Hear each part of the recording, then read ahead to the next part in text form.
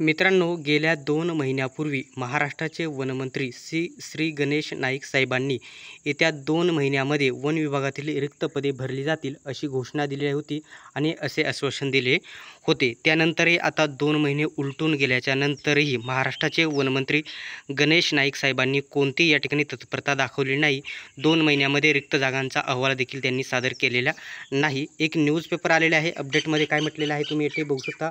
वनमंत्र्यांच्या आश्वासनाला वनवास, 2 महिन्यानंतरही राज्यात नोकर भरतीचा पत्ता नाही। विद्यार्थ्यांमध्ये अनेक वेगवेगळे संभ्रम आहेत। येथे संभ्रम काय आहे तुम्ही बघू शकता।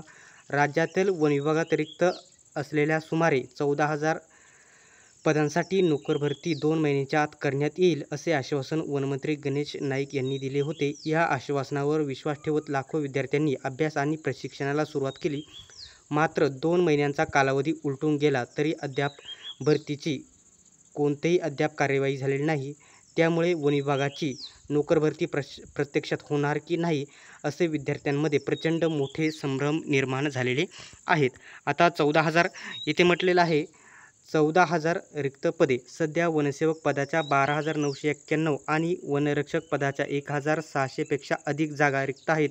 या पदांवरील मनुष्यबळाच्या अभावाने वन विभागावर प्रचंड ताण पडत असून वनसंवर्धन आणि कायद्याची अंमलबजावणी प्रतिकूल परिणाम होत आहे। म्हणजे कामाचा लोड वनरक्षक आणि वनसेवक वनमजुरांवरती वाढत आहे। वनमंत्री साहेबांना एवढीच विनंती आहे की येत्या 1.5 महिन्यामध्ये सर्व रिक्त जागांचा अहवाल वनवृत्तावाईज जाहीर करावा आणि जाहिरात येत्या 2 महिन्यामध्ये प्रसिद्ध करावी असे सर्वांकडून विनंती करतो।